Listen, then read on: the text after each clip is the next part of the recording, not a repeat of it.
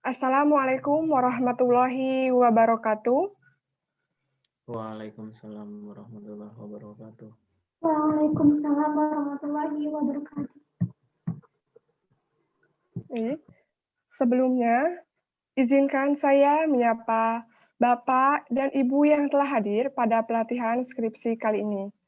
Yang terhormat, selaku pemateri pada pelatihan pagi hari ini, Bapak Faris Setiawan, MPD. Yang terhormat, Bapak dan Ibu dosen Pendidikan Matematika Universitas Ahmad Dahlan. Dan juga tidak lupa kita ucapkan terima kasih kepada para peserta pelatihan skripsi pada kali ini.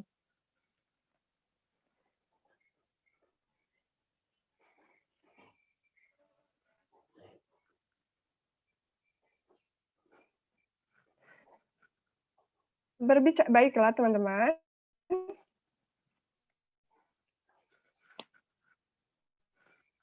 Berbicara tentang skripsi,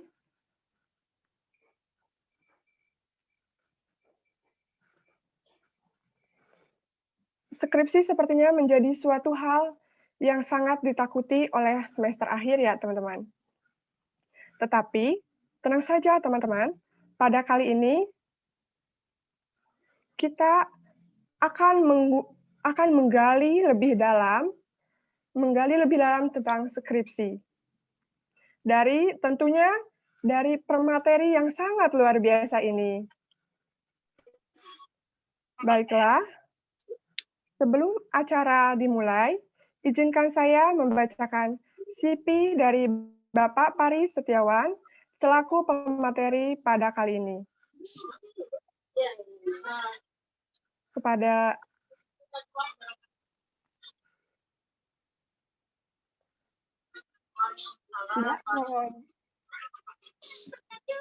nama lengkap Bapak Faris adalah Bapak Faris Setiawan, MPD.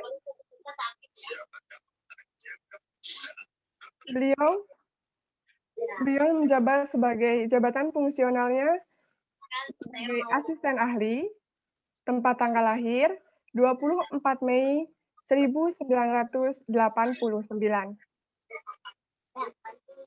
Pada Mbak Moderator, mohon dikeataskan.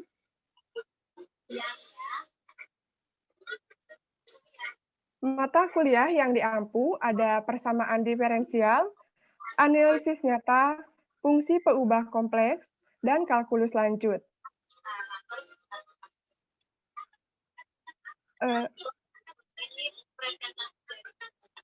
Adapun riwayat pendidikannya, SMA di SMAN 3 Semarang, S1 di Universitas Ahmad Dahlan, dan S2 di IMPOME Universitas Negeri Surabaya. Publikasi di jurnal internasional maupun nasional yang itu ada banyak sekali. Salah satunya dengan judul artikel Visualizer Representation in Function, perannya first order. Nama jurnalnya Journal of Physics Conference Series at Intercom Scopus 2017. Selanjutnya, bisa kita baca bahwa Pak Faris ini pengalamannya sangat luar biasa sekali ya teman-teman.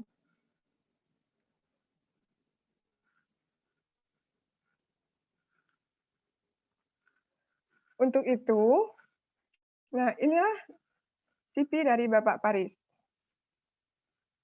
Untuk itu, mari kita simak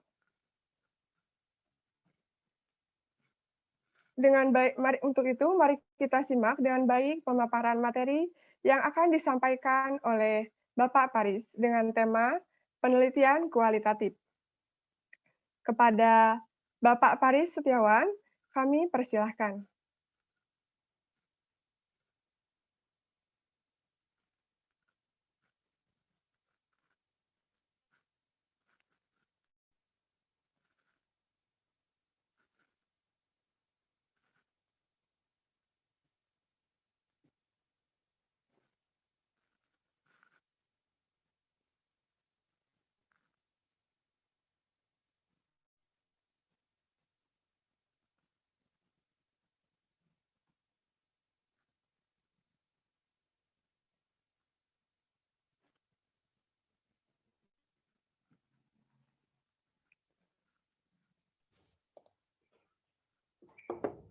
Assalamualaikum. Waalaikumsalam. Waalaikumsalam warahmatullahi wabarakatuh. Waalaikumsalam warahmatullahi wabarakatuh. Maaf ya, sempat hilang sinyalnya. Tadi sudah dibuka oleh Mbak Farida? Sudah nggih, Pak? Sudah, oke. Baik. Tinggal saya ini ya, tadi sudah dibacakan CV-nya juga ya? Sudah. Oke, baik. Berarti ini langsung saya mulai saja atau gimana Mbak Farida? Oke, Pak, langsung mulai saja. Oke, Silakan. baik. Terima kasih Mbak Farida. Mohon maaf tadi rekan-rekan semua yang kami hormati dalam hal ini dosen Prodi Pendidikan Matematika Pak Abdul Tarom. Pak Tarom, Assalamualaikum Pak. Kemudian ada juga dari dosen di sini kita juga ada Bu Dwi Astuti, kemudian ada Bu Nur Arina yang sepengetahuan saya yang ada di dalam room breakout di penelitian kualitatif ini. Selamat datang Bapak Ibu semua. Mohon izin saya sharing dengan rekan-rekan mahasiswa terkait dengan penelitian kualitatif. Dan rekan-rekan mahasiswa yang saya hormati, yang saya banggakan sekalian, semoga di pagi hari yang mendung kali ini tetap semangat ya, walaupun mungkin rekan-rekan di sana mungkin saja masih ada di Yogyakarta, juga mungkin ada mahasiswa yang juga masih di daerahnya masing-masing. Semoga kalian tetap dalam keadaan yang sehat selalu, diberkahi dan selalu mendapatkan lindungan dari Allah Subhanahu wa taala. Baik, saya mulai. Bismillahirrahmanirrahim. Assalamualaikum warahmatullahi wabarakatuh. Waalaikumsalam warahmatullahi wabarakatuh. Puji syukur kehadirat Allah Subhanahu wa taala atas segala limpahan rahmat dan karunia-Nya. Kita bisa bersama-sama bertemu secara virtual dalam bentuk workshop yang mungkin lebih tepatnya ke bedah skripsi terkait dengan penelitian kualitatif. Salawat serta salam semoga terlimpah kepada junjungan kita Nabi Muhammad SAW. Semoga kita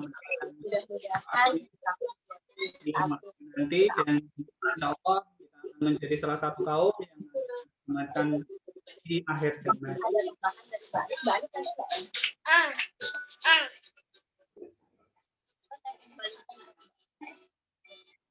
Saya Mbak.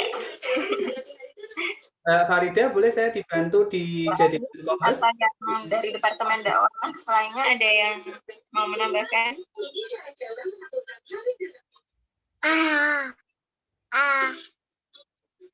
Kalau tidak ada, mungkin dari teman-teman yang lain, dari yang disampaikan Mbak Elisa tadi, ada kajian KMTNA sama Rako online. Mbak Rina, mohon izin untuk di-mute. Ya, silakan. Kalau dia ini tuh lucu ya. Jadi sekarang ini ada tipe-tipe manusia yang mengumpul tipe manusia. Tipe yang mengumpulkan sertifikat Mbak siapa? Mbak Elisa. Apa ya? Mungkin kalau kajian kok sertifikat itu apa itu Pak? Nur Arina. Ya, semacam sertifikat atau apa? Oke, terima kasih Bu Dwi. Saya lanjutkan ya rekan-rekan semua ya. Tadi sampai salam pembuka saja ya.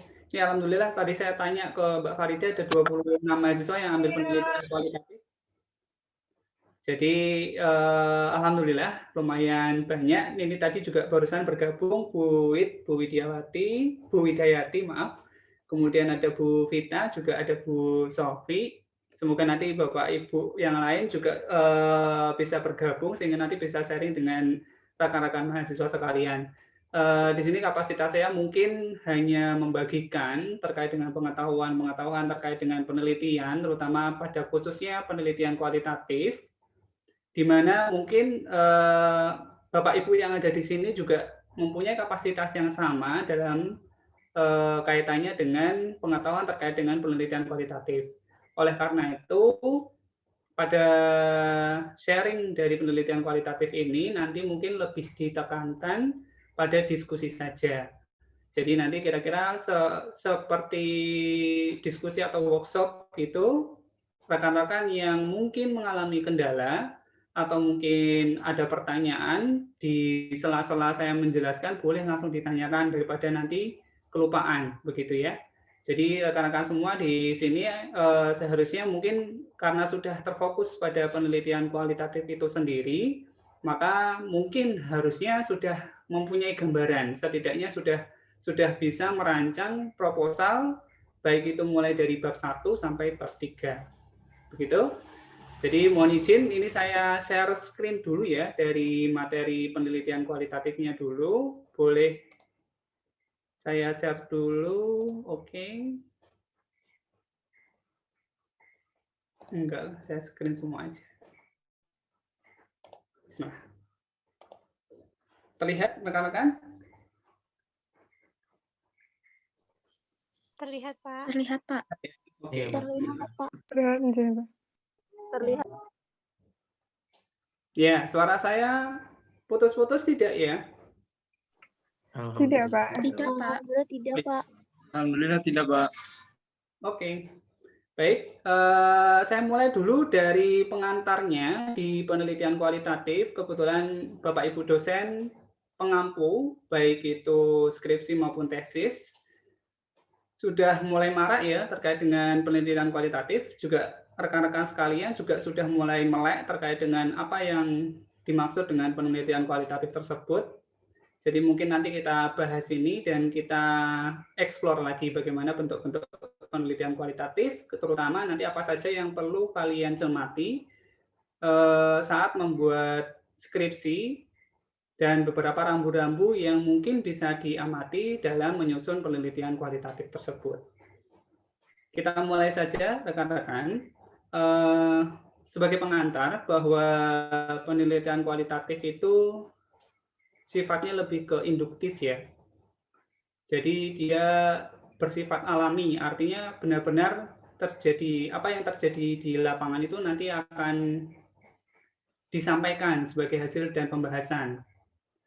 Oleh karena itu, biasanya untuk validasinya itu menggunakan langkah-langkah yang banyak dan biasanya populer dalam penelitian kualitatif, biasanya di situ ada yang dinamakan triangulasi. Nah, penekanannya di mana? Oh, ini ternyata kelihatan. Penekanannya di mana? Jadi penekanannya itu lebih cenderung pada pemaknaan. Berbeda dengan penelitian yang sifatnya deduktif. Kalau sifatnya deduktif itu lebih ke menguji teori yang sudah ada. Jadi kalau misalkan saya punya, sebagai contoh, supaya gampang, saya punya pengetahuan nih terkait dengan model pembelajaran tertentu. Saya ambil contoh problem based learning. Saya punya pengetahuan PBL. Nah, saya itu pengen nguji PBL itu, apakah PBL itu terbukti efektif atau tidak, itu dengan cara menguji memberikan penerapan PBL ke kelas. Yaitu sifatnya lebih ke sifat deduktif. Tadi ya, PBL saya terapkan di kelas itu sifatnya lebih ke deduktif. Lalu apa yang dimaksud dengan induktif? Induktif itu apabila kalian menguji dari teori-teori yang ada di lapangan, bukan teori, lebih ke fakta-fakta yang terjadi di lapangan, kemudian itu akan menjadi suatu hal yang nantinya akan mendukung teori yang akan difokuskan atau yang akan dituju. Oleh karena itu nanti karena ini berawal dari fakta-fakta yang terjadi di lapangan, maka fokus dari penelitian kualitatif itu lebih ke pemaknaan. Lebih ke pemaknaan dari apa yang terjadi di lapangan, keadaan yang terjadi pada sesungguhnya, kondisi yang benar-benar real, nyata di situ. Oleh karena itu, agak berbeda dengan, saya ambil contoh saja, penelitian kuantitatif, di mana kuantitatif itu lebih ke menekankan pada uji-uji hipotesis. Di sini mungkin lebih bukan menguji ke hipotesis, tapi lebih ke arah pertanyaan penelitian. Dan biasanya pertanyaan penelitian itu arahnya ke pertanyaan kaitannya dengan why and how. Why itu mengapa, how itu bagaimana. Jadi lebih arahnya ke sana. Itu sebagai pengantar dari penelitian kualitatif.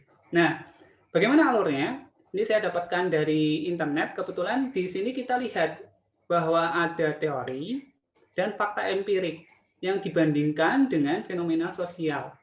Biasanya di situ ada pertanyaan yang tidak terjawab. Apa contohnya? Jadi misalkan di dalam kita dalam implementasi suatu teori, karena peneliti harus punya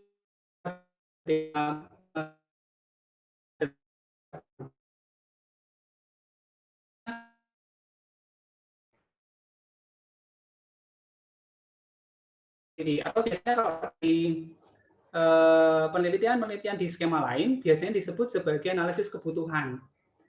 Nah, dari pertanyaan yang dijawab itu, kemudian kita identifikasi dengan merumuskan masalah, itu biasanya nanti kita akan lebih ke merumuskan eksplorasi.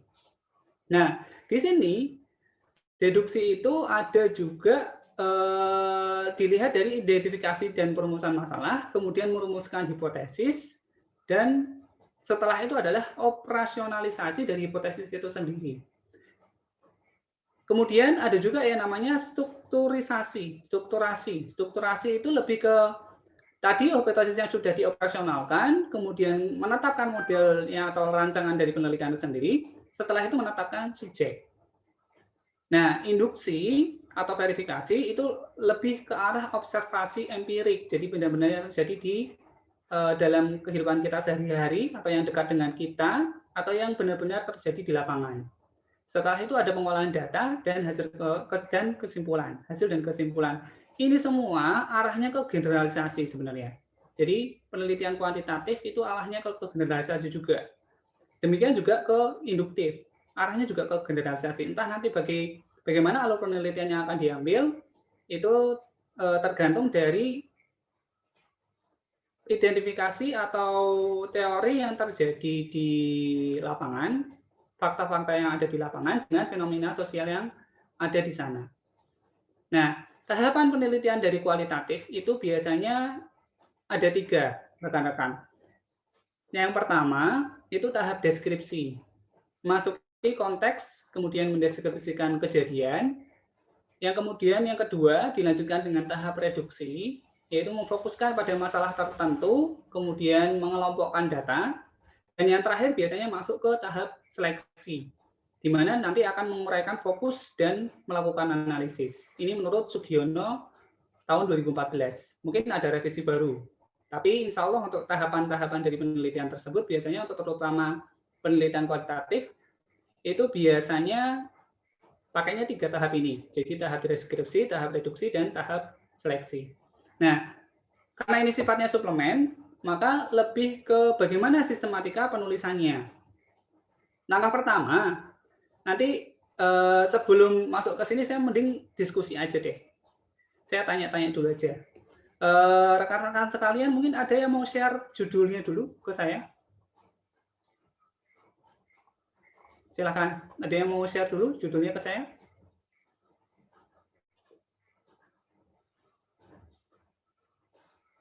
Daripada nanti muluk-muluk pakai teori-teori terus nanti nggak paham. Saya awali dulu tadi dari karakteristiknya itu. Ya, silakan. Ya, Pak. Mbak Devi ya? Enggak, Pak. Ya, silakan.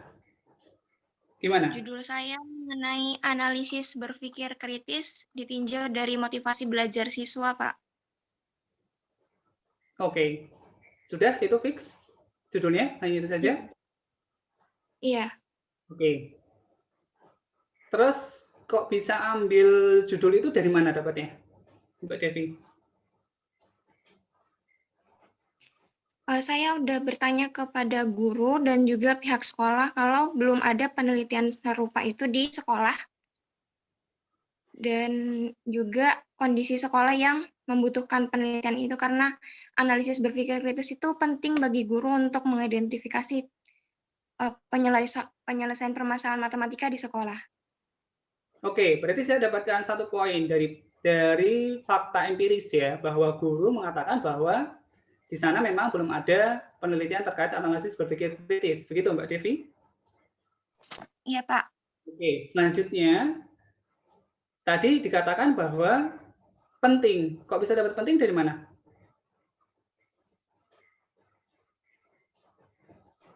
Karena saya melihat dari teori-teori di beberapa teori yang disampaikan oleh beberapa orang, kalau analisis berpikir kritis itu penting untuk diadakan atau apalagi di pendidikan matematika atau di pelajaran matematika itu sendiri. Nah, terus di era COVID kayak gini kan gurunya nggak bisa langsung memantau siswa, jadi untuk pemberian motivasi belajarnya itu kurang di situ. Terus saya juga udah observasi ke salah satu siswa bahwa mereka itu juga perlu adanya motivasi belajar untuk meningkatkan kemampuan pemecahan masalah. Oke. Terus yang diambil fokusnya arahnya ke penelitian berpikir kritis, begitu ya Mbak Devi ya? Iya, Pak. Oke. Saya lihat di situ juga ada theoretical review. Jadi ada berdasarkan teori bahwa itu penting. Mungkin nanti saran saya lebih ke arah 4C aja sebagai suatu kompetensi yang dibutuhkan oleh siswa saat ini. Itu juga bisa jadi enrichment ketika nanti Mbak Devi akan membuat latar belakang. Gitu. Jadi ada critical thinking di sana juga. Karena di 4C itu kan ada critical thinking, ada creative thinking, kemudian collaboration, kemudian yang keempat adalah communication. Dan nanti explore aja di situ, sehingga perlu. Nah, itu yang tadi saya katakan rekan-rekan bahwa dalam penelitian kualitatif, kita tahu di situ ada yang namanya teori dan fakta empirik. Nah, di sini nanti bisa dilihat bahwa dia itu memang berasal dari keadaan yang ada di sana. Lalu apa bedanya ketika kita menginduksi suatu penelitian? Apa bedanya dengan kuantitatif? Kalau kuantitatif itu arahnya lebih ke pengujian teori ya. Di sini saya baca di Creswell, di dalam rancangannya itu sendiri. Di situ dikatakan bahwa untuk rancangan penelitian kuantitatif maupun kualitatif,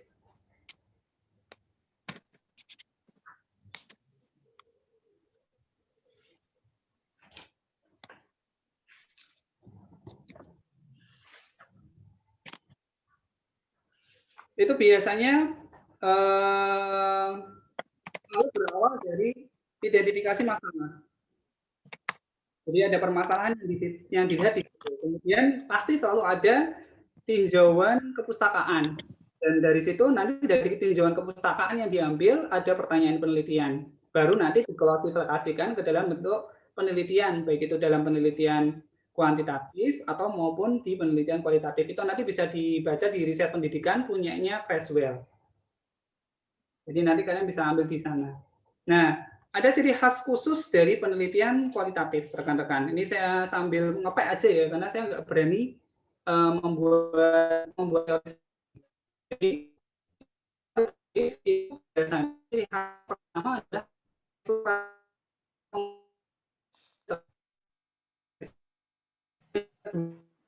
kan tinjauan pustaka tadi, di mana tinjauan tadi memainkan peran kecil tetapi menjustifikasi permasalahannya itu tadi.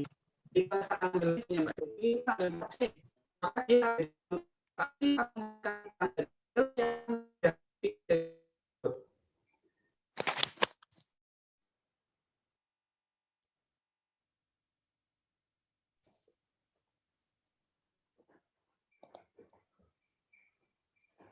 oh hilang ya tadi ya.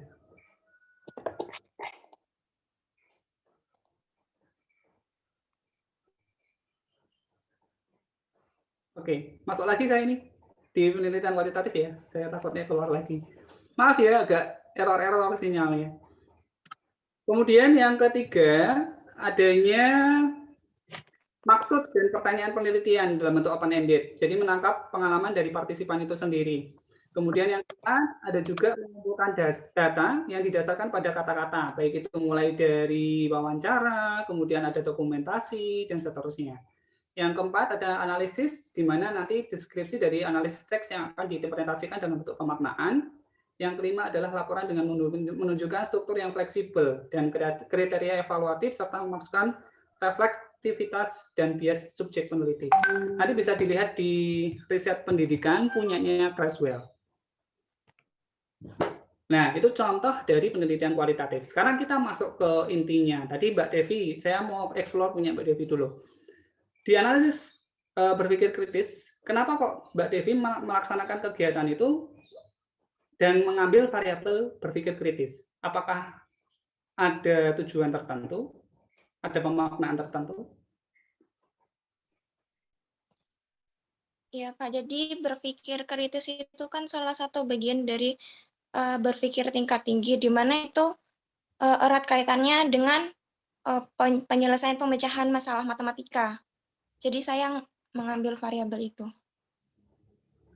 Terus bagaimana kondisi yang terjadi di lapangan? Apakah penting itu dieksplorasi?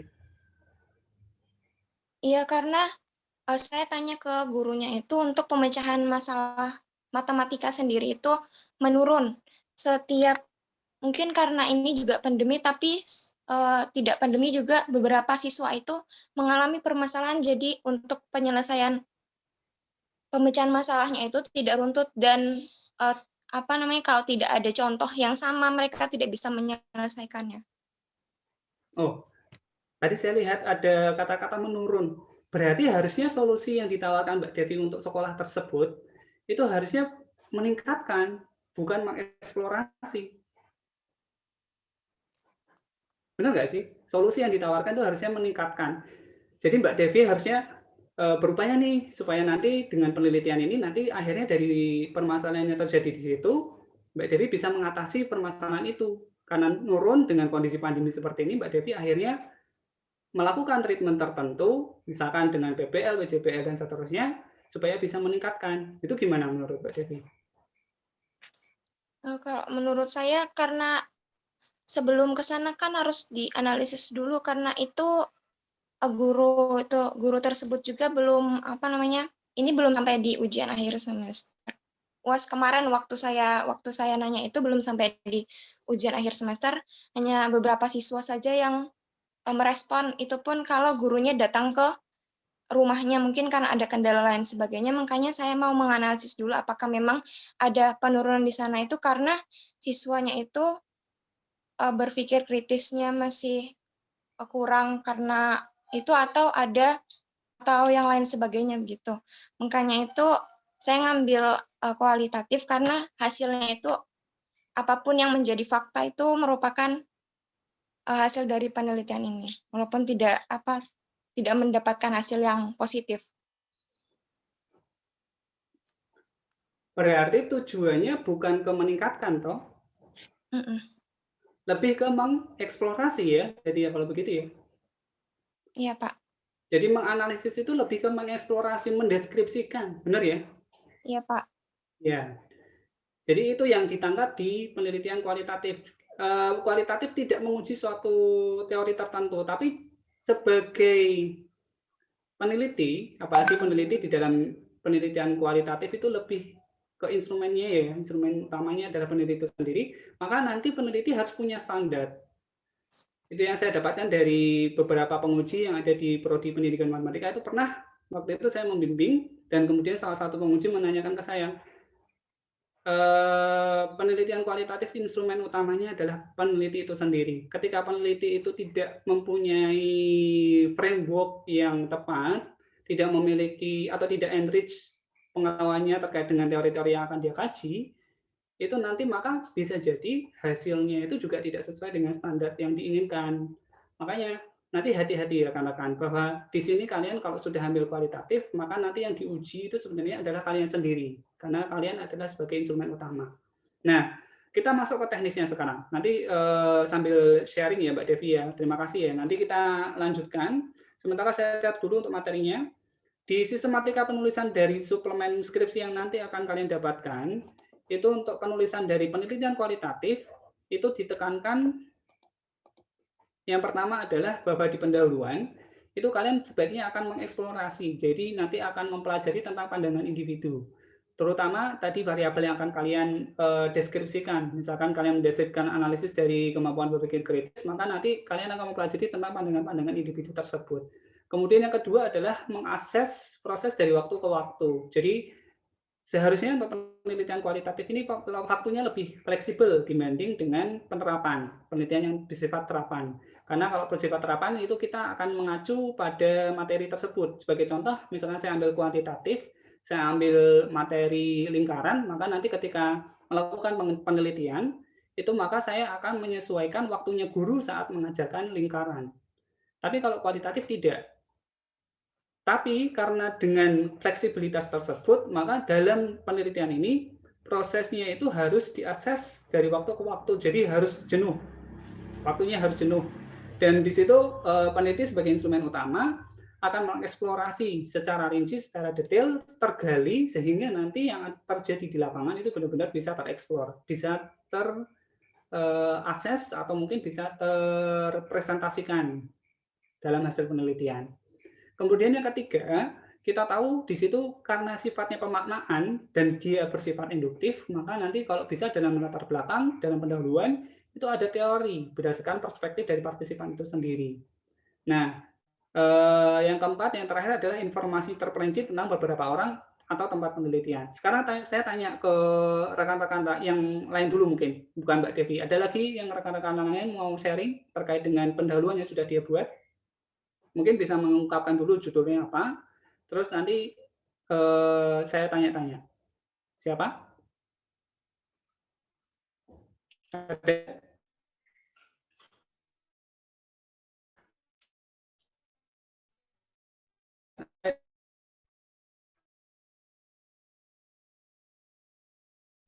Ada? Saya tanya Mbak Devi lagi. Di sana?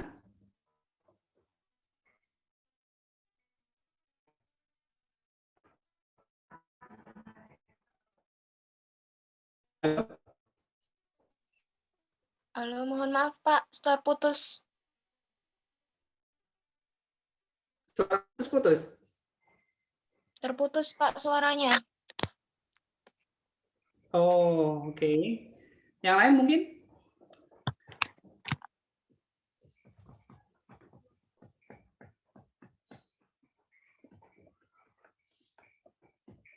Yang lain silakan.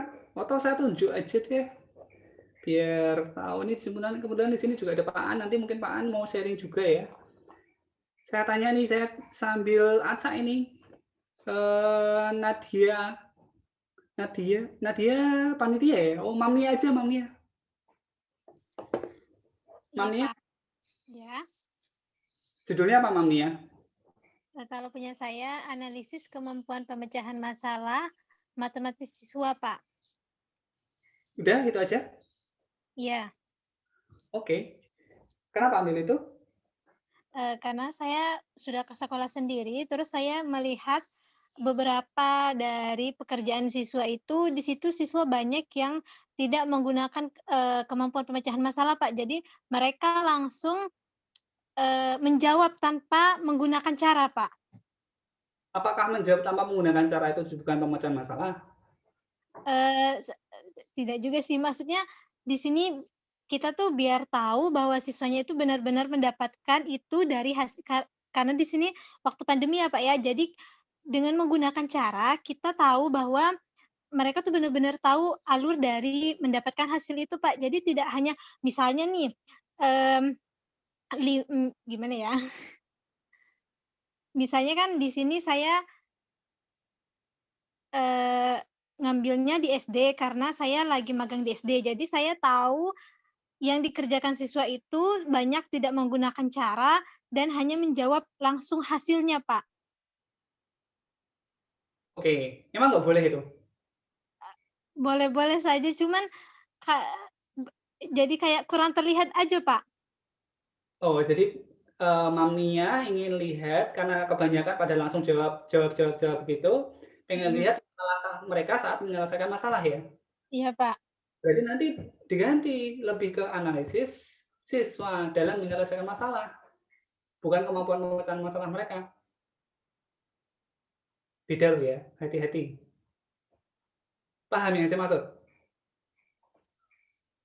Paham, Pak, paham. Itulah yang dinamakan dengan instrumen utama. Karena MAMNI adalah peneliti dan peneliti adalah instrumen utama dalam penelitian kualitatif, maka hati-hati.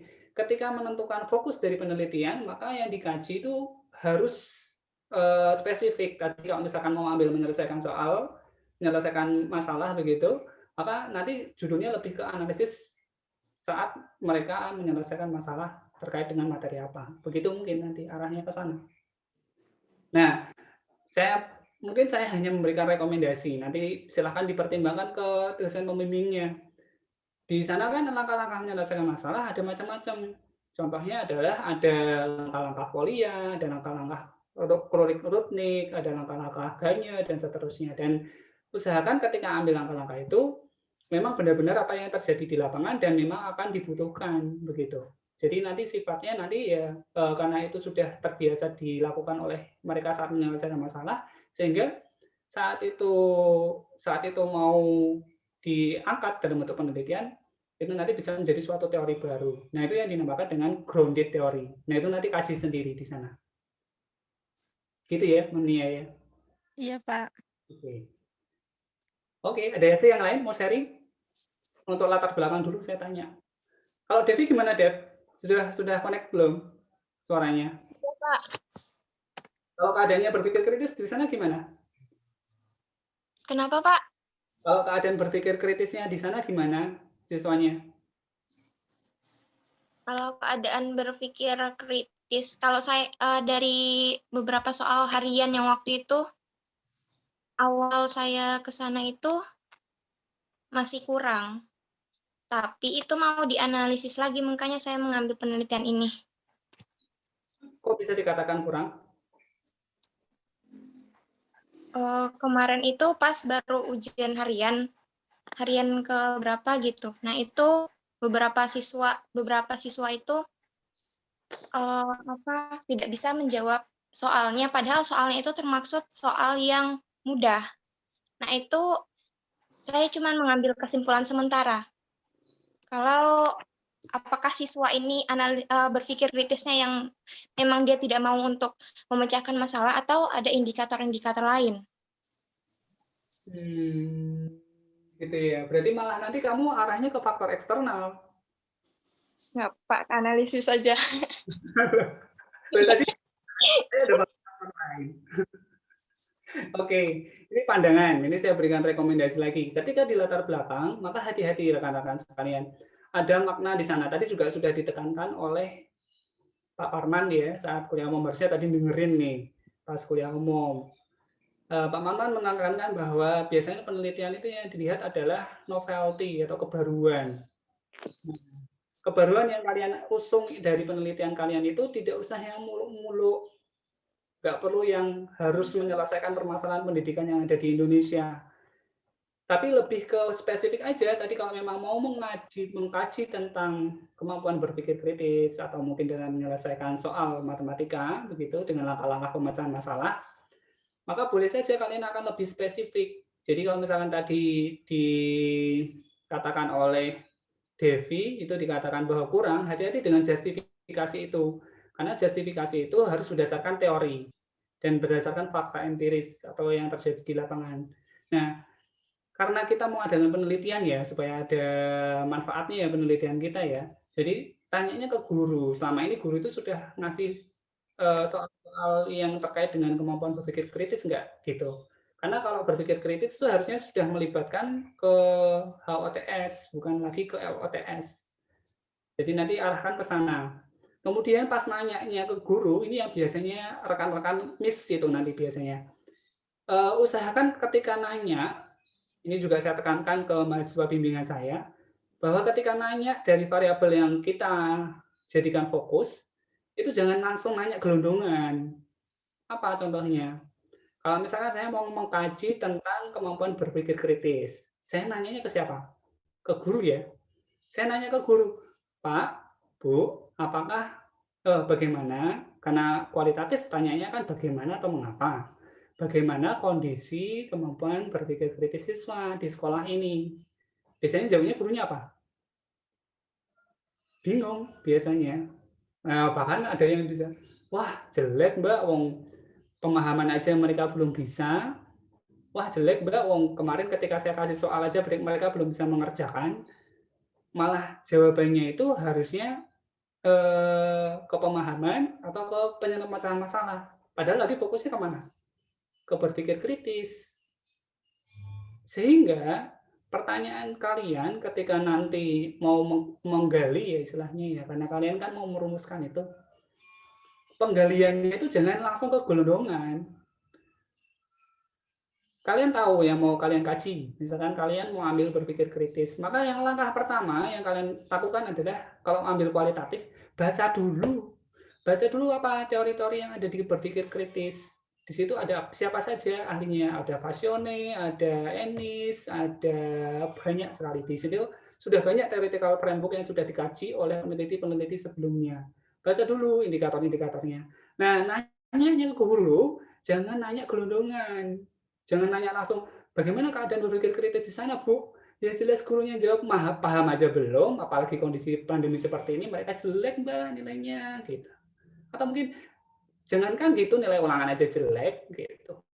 Harusnya ini kemampuan berpikir kritis itu tidak selalu dieksplisitkan dalam bentuk soal, maka pertanyaan tersebut biasanya juga belum tentu terlihat dalam soal. Jadi misalkan kalian pakai hasil ulangan, hasil PTS atau hasil PAS, benar-benar dicari itu butir soal yang bisa merepresentasikan kemampuan berpikir kritis. Nah, dari mana dasarnya? Dari dasar tadi, yaitu ketika kalian membaca. Kalian mau pakai indikatornya siapa? Mau pakai punya Passione, mau pakai punya Asure, mau punyanya Ennis, ambil salah satu. Kaji dari situ. Nanyanya dari mana? Dari indikatornya. Atau dari Frisco, ambil di sana. Jadi kalian nanyanya itu lebih ke arah dari indikator yang sedang kalian kaji. Sebagai contoh ya, kemarin saya sempat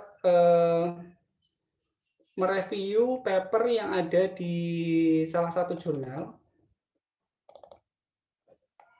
Ini kebetulan saya juga fokusnya ke berpikir kritis, jadi nyambung ya, maaf ya. Bagi teman-teman yang lain juga mungkin nanti boleh nanya sambil mengkaji di sini. Saya izin share screen.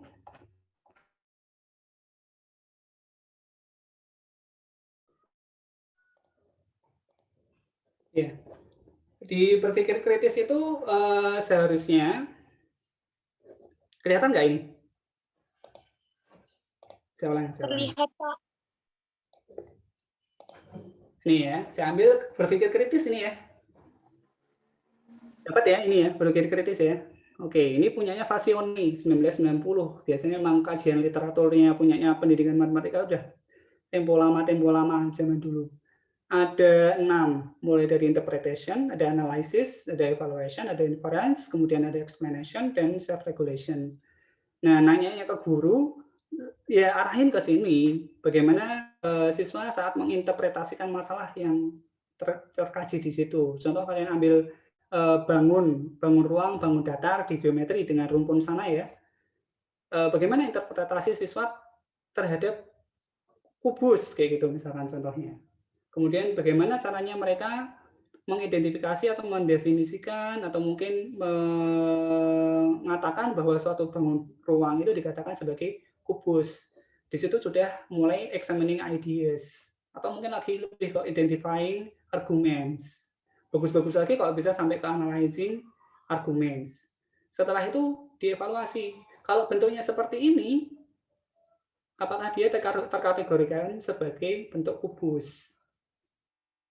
Balok, apakah kubus? Kubus, apakah balok? Dan seterusnya. Itu nanti ada yang namanya evaluation, assessing claims. Kemudian, inference, itu equity, evidence, conjecturing, alternatif, kemudian ada membuktikan suatu itu dikatakan sebagai bentuk kubus. Kenapa balok bisa dikatakan kubus?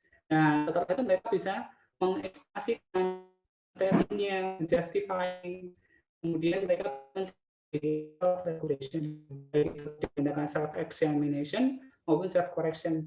Nah, saya tekankan, nanyanya itu ya ke indikator ini. Pas di pendahuluan itu dijabarkannya ke indikator. Nggak usah kemana-mana, nggak usah ke matematika adalah pendidikan, matematika adalah kejauhan. Sudah, fokus aja mau kemana. Mau ke berpikir kritis, oke. Mau yang dikaji yang mana? Oh, interpretation, analysis, evaluation, inference, explanation, dan self-regulation. Ya udah, berarti nanti nanyanya ke guru pas wawancara. Jadi pas digging information, pas ngambil fakta empiris, itu yang mengacu pada theoretical framework yang sendiri, yaitu di sini. Oh, Bu, bagaimana sih keadaan siswa di sana? Bagaimana sih ketika mereka mengungkapkan ide-ide terkait dengan materi tersebut, bagaimana evaluasinya, dan seterusnya. Itu nanti dikaji di situ, dan benar-benar dievaluasi. Nah, saya kasih hint, saya kasih semacam kebaruan.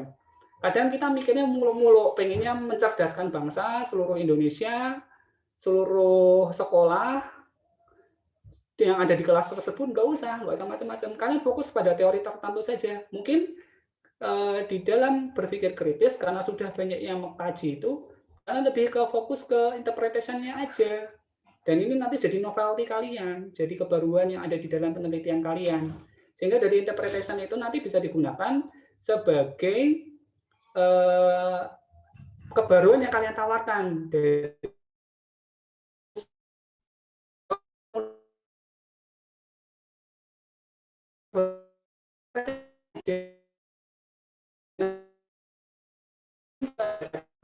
Ada decoding significance, ada clarifying meaning. Nah, ini nanti penelitian jadi bermakna, jadi lebih spesifik. Pemaknaannya itu jadi diggingnya itu jadi lebih dalam gitu loh.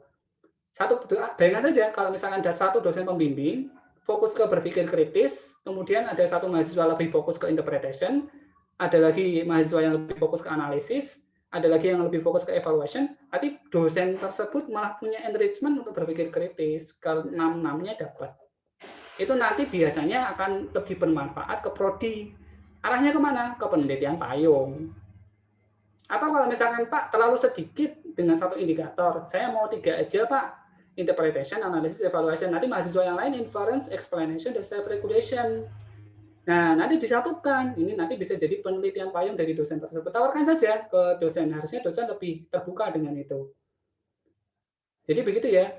Tidak harus muluk-muluk harus mencerdaskan bangsa, harus membuat KKN-nya jadi naik.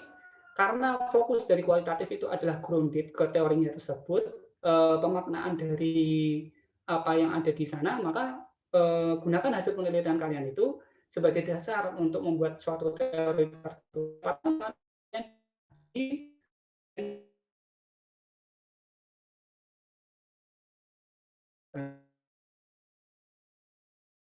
Sayangnya mahasiswa saya ketika saya tawari tidak semua mengakses, tidak semua meng-ACC apa yang saya tawarkan. Jadi itu kembali ke dosen pembimbing masing-masing. Gitu. Nah, saya lanjutkan ya. Tadi pendahuluan. Kira-kira di pendahuluan ada yang mau ditanyakan dulu? Jangan lupa di sana ada kajian teori, ada teori yang nanti mendukung latar belakang kalian. Ada kepentingan kenapa kok penelitian itu menjadi penting. Kemudian di situ juga harus ada novelty, kebaruan. Nggak usah mulu-mulu, spesifikkan saja. Karena kualitatif itu sifatnya ke arah induktif, jadi semakin spesifik semakin bagus. Semakin jenuh semakin bagus. Begitu. Saya lanjutkan? Oke. Saya lanjutkan dulu. Lanjut ke tadi sudah ya, di eksplorasi. Silahkan nanti cari-cari buku Creswell 2015. Saya punya John Creswell, kalau mau minjem boleh, mau difotokopi boleh. Kajian teorinya sekarang, masuk ke bab 2. Bab 2 nih biasanya ngacu sama ini dulu ya, kita panduan skripsi ya. Biasanya dijabarkan dulu penelitian yang relevan, kemudian di situ juga ada kajian teori, kemudian ada kajian materi, dan yang terpenting adalah kerangka berpikir. Nanti bisa ditemukan di sana. Kita cari dulu yang penelitian relevan. Beberapa ahli mengatakan bahwa penelitian yang relevan itu memang harus sesuai dengan subjek peneliti. Dan saya setuju dengan itu. Misalkan penelitian yang relevan itu kita ambil analisis berpikir kritis, tapi kok di IPS, padahal kita prodinya adalah pendidikan matematika, maka mungkin berbeda. Saya pun saat ini sedang melakukan penelitian dengan teman-teman di prodi bimbingan dan konseling, itu dikatakan bahwa untuk berpikir kritisnya mereka pakai California CSS kalau nggak salah, sedangkan saya pakai yang lain. Jadi mungkin nanti bisa dieksplor penelitian-penelitian yang dilakukan sesuai dengan prodi atau konsentrasi dari rekan sekalian. Kedua, di sana juga ada kajian teori. Biasanya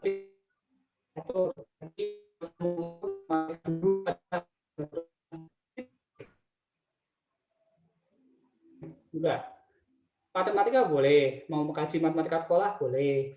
Nanti baru bawahnya analisis berpikir kritis boleh, atau menyelesaikan masalah boleh. Boleh semua. Mau semakin lengkap semakin bagus. Tapi dicukupkan pada topik-topik yang sedang kalian kaji. Nggak usah yang terus kesana kemari, gitu maksud saya. Nggak usah mengkaji literatur-literatur yang justru nanti malah membuat penelitian kalian itu menjadi kurang fokus. Mau mengkaji creative thinking, tapi dalam kajiannya malah yang dibahas kalau 4C mau dibahas dulu boleh, nanti diantarkan 4C dulu baru diantarkan ke critical thinking. Tapi kalau mau dikaji ke sana, maka lebih fokusnya ke berpikir kritisnya aja, terutama dalam matematika. Menyelesaikan masalah juga, menyelesaikan masalah soal cerita misalkan, karena di situ ada literate ya, atau numerate juga kemampuan di situ, maka arahkan ke matematika. Kajian-kajian teori ini biasanya yang miss di saat skripsi itu adalah standarnya. Kalian mau punya indikator dari kemampuan berpikir kritis, tapi kalian tidak membuat standar kapan dia dikatakan berpikir kritis atau tidak. Bahkan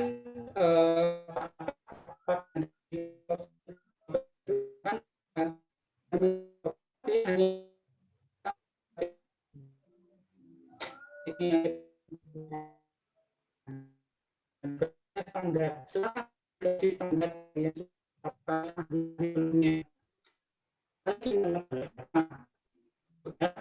yang semakin enrich dari teori-teori kalian. Kemudian yang ketiga, materinya. Nah, ini akan ditekankan oleh Bu Suwatum saat sebelum pemateri Pak Parman ya. Tadi Bu Suwatum mengatakan bahwa ada uji kualifikasi.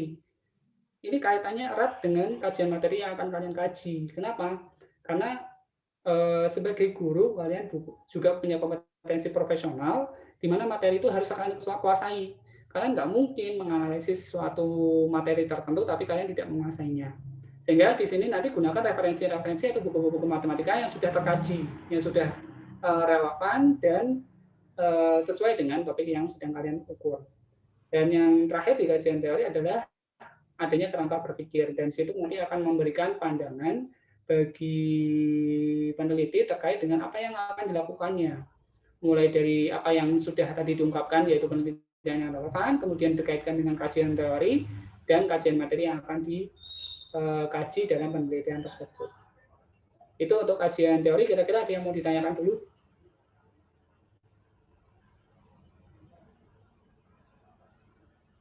Saya ngomongnya terlalu cepat ya?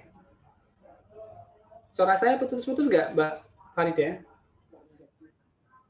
Tadi sempat putus-putus, Pak, tapi sekarang udah jelas. Oke, mungkin karena terlalu cepat ya ngomongnya ya. Tadi saya sempat ini sih, terlalu cepat bersemangat mungkin. Ada pertanyaan untuk kajian teori? Jangan lupa di setiap subbab yang ada di kajian teori tetap ditambahkan pada paragraf terakhir bahwa kalian sudah menyimpulkan apa yang sudah dikaji. Contoh, misalkan kalian bahas matematika, maka di bawah sendiri pada bab 2 itu tambahkan saja, jadi matematika adalah apa? Itu pendapat kalian sendiri. Dari ahli-ahli yang sudah diterapkan di atas. Nah, jangan lupa tadi pesannya Pak Parman dicatat bahwa upayakan dalam mensitasi itu bukan bentuk sitasi langsung, tetapi bentuk sitasi tidak langsung. Apa maksudnya? Supaya yang pertama menghindari plagiarisme. Jadi kan kadang kan dicek dulu plagiarismenya berapa. Oleh karena itu, kalau misalkan kalian tidak mengutipnya secara langsung, kan otomatis pakai kata-kata kalian sendiri. Kalau pakai kata-kata sendiri, maka seharusnya plagiarismenya itu menurun atau tereduksi. Yang kedua, kenapa kok sebaiknya menggunakan citasi yang tidak langsung? Tadi juga ditekankan oleh Pak Parman bahwa itu nanti bisa jadi kalian akan lebih fleksibel dalam menentukan atau menjustifikasi atau menyimpulkan teori-teori yang sudah kalian jabarkan sebelumnya. Saya ambil contoh, mau ambil kemampuan berpikir kreatif, ada pendapatnya si A, ada pendapatnya si B, ada pendapatnya si C. Ketika ngambil pendapat itu sudah kalian rephrase itu diubah kata-katanya. Jadi kalian baca dulu tuh punyanya siapa, si A. Oh, dia mengatakan ini, maka ambil maknanya, tulis di skripsi kalian. Si B, ambil maknanya, tulis di skripsi kalian. Si C, ambil maknanya, tulis di skripsi kalian. Di akhir paragraf, selalu simpulkan mana yang mau diambil. Punyanya si A, punyanya si B, atau punyanya si C. Atau mau kombinasi, oh ternyata si A punya kesamaan dengan si B. Nah, itu kan lebih fleksibel. Jadi pemaknaan itu membuat kalian menjadi lebih fokus ya, mungkin lebih enrich ya, bahasanya lebih kaya dari teori-teori yang sedang kalian kaji. Itu ya pesan saya di kajian teori. Mungkin nanti ditambahkan oleh Bapak Ibu dosen yang lain. Yang ketiga, rekan-rekan, kita masuk ke metode. Di metode sedikit saya komparasi, mohon maaf ini komparasi bukan berarti nanti menjelekkan atau merendahkan penelitian tertentu. Kebetulan biasanya kualitatif itu dikomparasikan dengan kuantitatif.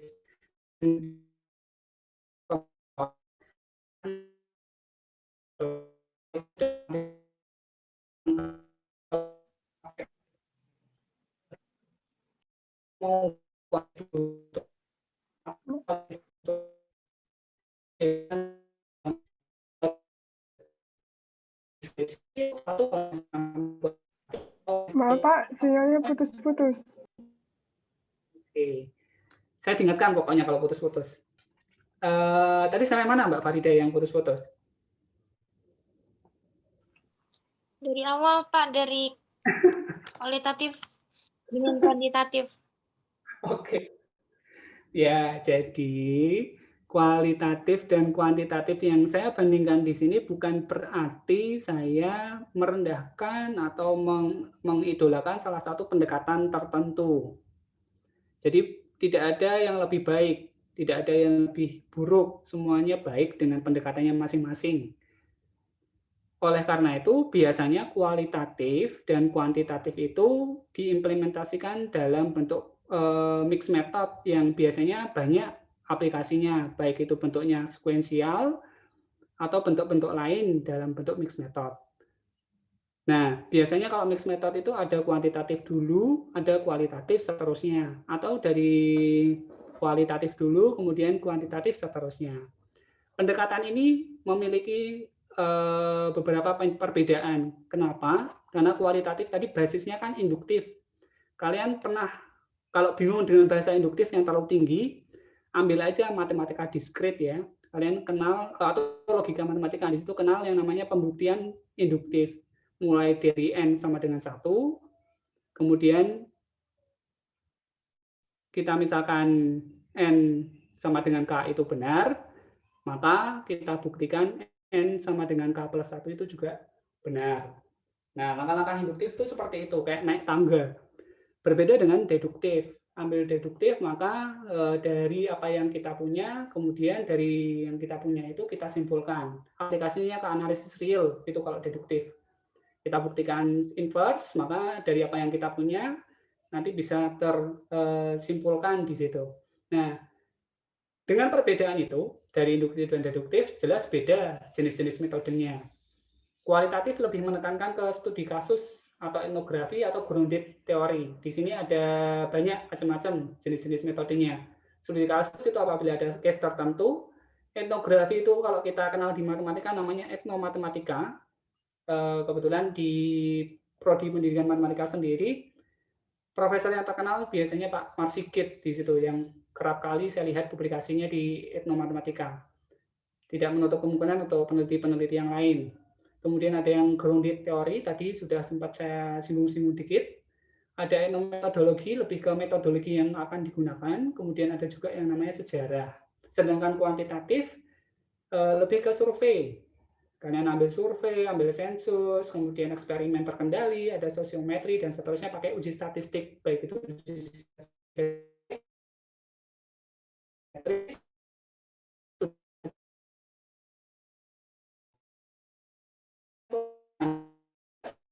dari sendiri itu lebih ke pengamatan ya. Kemudian ada wawancara juga. Meskipun di sini ada wawancara sama, tapi penelitian kualitatif lebih menekankan pada individu tertentu dan sifatnya mendalam. Sifatnya mendalam itu berarti bisa jadi nanti dia akan kalau nggak dapat data ya harus cari lagi, nggak dapat data cari lagi terus. Makanya biasanya kualitatif itu fleksibel waktu, tapi biasanya agak lama. Berbeda dengan kuantitatif, sekali implementasi diukur selesai. Kalau kualitatif kalau nggak dapat datanya itu harus nyari lagi, harus dalam, harus digali lagi. Kita ambil yang gampang. Kalau kalian bingung dengan apa yang saya maksud mendalam. Saya mau uji terkait kemampuan C2 dalam revisi Bloom taksonomi. Di situ dikatakan kalau pemahaman bisa mengklasifikasikan. Kalian wawancara ke siswa tersebut, mau nanya, coba dong klasifikasikan yang dimaksud dengan persegi. Klasifikasikan yang dimaksud dengan persegi. Nah, mereka jawabnya yang ini. Oke, dapat ya, data 1. Yang kedua, kenapa kamu mau klasifikasikan persegi seperti itu? Ya, karena saya tahunya ini. Berarti kan belum dapat data tuh. Karena dia cuma ambil dari C1-nya. Tahu. Kalau bisa usahakan ngambil ke C3 dan C4.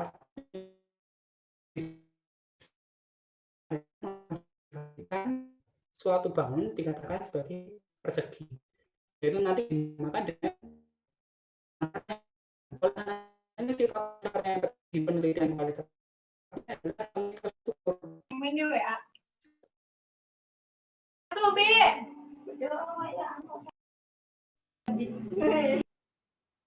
Kemudian ada Bapak, instrumen. Ya. tadi sinyalnya putus-putus. Oke, saya lanjutkan. Instrumennya ada pedoman wawancara, kemudian ada pengamatan. Kalau kuantitatif kita kenal adanya kuesioner, angket, yang itu dikaji dengan skala Likert dan seterusnya. Kalau di kualitatif, maka lebih ke pedoman wawancara nanti menggalinya, biasanya ke sana. Analisisnya sifatnya interpretasi ya. Kalau kita lihat di kualitatif itu hubungan antara konsep atau teori dengan kualitas data dan hubungan-hubungan yang lain. Kalau yang kuantitatif itu adalah lebih ke statistik, di mana dia nanti menguji hipotesis. Produknya apa? Kalau kualitatif, produknya harusnya bentuknya teori. Dan itu sifatnya hipotesisnya substansif. Sedangkan di kuantitatif lebih ke teori yang dimana dia adalah hipotesis metodologis. Nah, nanti kaji sendiri di sana. Nah, biasanya yang ditekankan di penelitian kualitatif itu adalah bahwa subjek penelitian itu sengaja dipilih. Biasanya pakainya kalau kita kenal pengambilan sampling pada kuantitatif itu pakai random sampling dan seterusnya, maka di kualitatif kita kenalnya yang dinamakan dengan purposive sampling. Ada beberapa aspek, baik itu dari lokasinya maupun siapa yang akan diobservasi atau diwawancarai, kemudian ada peristiwa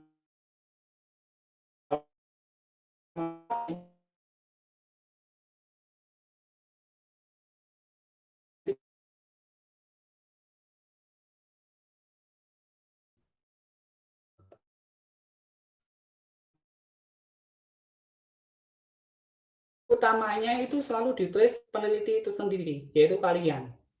Kenapa? Karena yang memang dikaji dalam penelitian kualitatif itu kalian sendiri, berdasarkan framework yang sudah kalian pahami. Nah, nanti entah nanti dibantu dengan instrumen bantu berupa tes, berupa wawancara, berupa angket, atau dokumentasi, bisa dituliskan di instrumen bantu dan dideskripsikan di sana.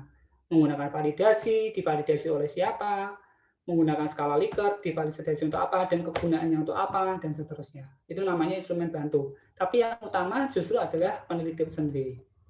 Pengumpulan datanya ada macam-macam, mulai dari observasi, ada wawancara, ada dokumentasi, maupun materi audiovisual.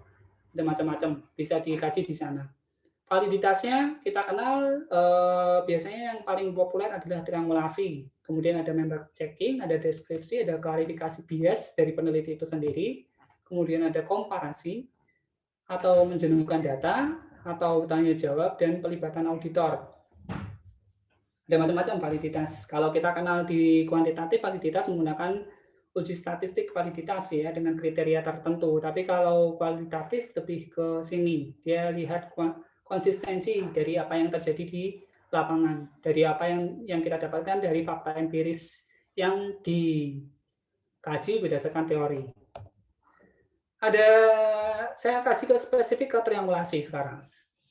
Beberapa kenal triangulasi berdasarkan dari kata-kata triangle segitiga. Maka dalam setiap pengecekan validitas dari hasil penelitian kita itu biasanya ada triangulasi waktu, ada subjek, dan triangulasi metode. Ini bisa kalian eksplorasi terkait dengan apa yang akan digunakan nanti, sesuai dengan kebutuhan.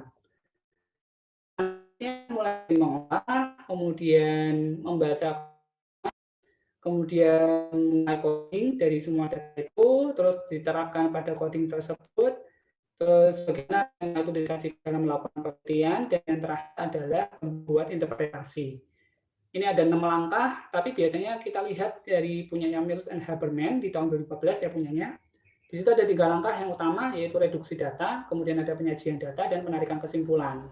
Reduksi data itu dari apa yang kita dapatkan sebelumnya. Tadi wawancara mungkin pertama kita nanya-nanya yang mungkin nggak dapat datanya. Kayak tadi mengklasifikasikan bentuk persegi, ternyata siswa, ya karena saya tahunya seperti itu, karena diajarinya seperti itu, karena jawabnya benar-benar singkat-singkat. Padahal yang kalian dapatkan pengennya bukan bentuknya datanya seperti itu, pengen lebih menggali dalam, lebih dapat teori-teori yang ada di sana. Nah, maka di situ diperlukan ada reduksi data. Biasanya kalau tipikal beberapa dosen, itu reduksi data, bentuk wawancaranya harus dilampirkan dalam bentuk keadaan yang terpisah. Jadi wawancara normal seperti apa disajikan atau dilampirkan, kemudian yang sudah direduksi jadinya seperti apa. Ada juga yang pakai style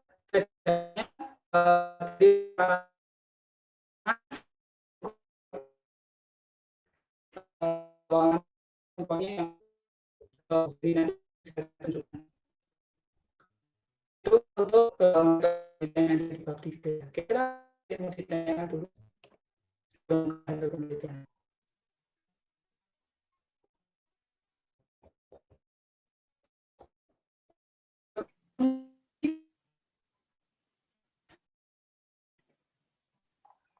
Maaf Pak, suaranya putus-putus. Oh, ya, sabar ya.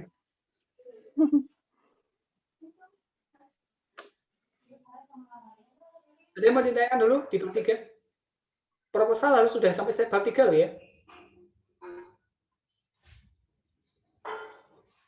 Ada yang mau ditanyakan dulu, silakan mau tanya.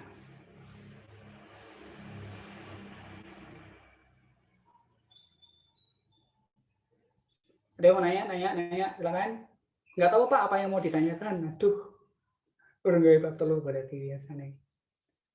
Atau Bapak Ibu dosen mau menambahkan di bab 1, bab 2, dan bab 3 yang nanti rekan-rekan mau tulis terutama pada fokus penelitian kualitatif. Atau boleh Bapak Ibu dosen mau tanya juga boleh. Nanti sambil saya ngepek bukunya ya Bapak Ibu ya.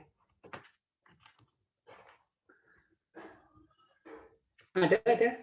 Saya tunggu. Karena semprot kan harus sampai 1, 2, 3 toh.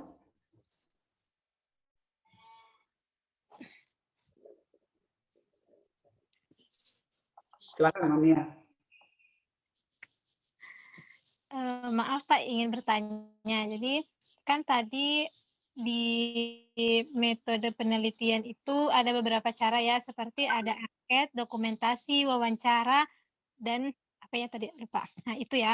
Nah apakah dari semua metode itu harus digunakan dalam penelitian kualitatif atau hanya boleh beberapa saja Pak? Oke. Terima kasih pertanyaan Mamia. Saya jawab dulu. Oke, jadi untuk instrumen bantu tadi yang digunakan mau menggunakan tes, menggunakan angket, menggunakan wawancara, menggunakan dokumentasi, itu tidak diwajibkan menggunakan semuanya. Jadi kalian tidak diwajibkan menggunakan semua instrumen tersebut. Sesuaikan saja dengan kebutuhan yang hendak kalian ukur. Misalkan saya ambil contoh Mamnia, mau ambil analisis dalam menyelesaikan masalah pola bilangan. Mau materinya apa Mamnia? Saya penaksiran pecahan, Pak. Kemarin waktu di SD. Oh ya, SD ya, fractional ya. Analisis siswa dalam menyelesaikan masalah pecahan dikaitkan dalam kehidupan sehari-hari tidak? Iya Pak, di ini jadi saya ngambilnya dari soal cerita. Oke. Ya. Berarti nanti instrumen yang dipakai sama Mamni apa aja? Wawancara, dokumentasi, tes. Oke, wawancaranya untuk mengukur apa? Jadi misalnya kita kan ngetes dulu, misalnya kita kasih soal, terus ada beberapa siswa yang ngejawabnya misalnya tidak runtut, jadi tidak menggunakan cara ya Pak. Nah nanti saya tanyakan misalnya kenapa tidak menggunakan cara, terus kenapa misalnya perkaliannya ini salah, terus kenapa bisa jawabnya seperti ini, mungkin seperti itu Pak. Oke, tapi sebelum itu berarti harus dikasih apa dulu? Sebelum wawancara, karena tadi lihat caranya itu dikasih soal. Oke, soalnya diambil dari dokumentasi atau dari tes? Dari tes. Tesnya yang buat siapa? Mamnia sendiri atau ambil dari sumber tertentu? Berarti instrumen yang pertama diberikan apa nanti?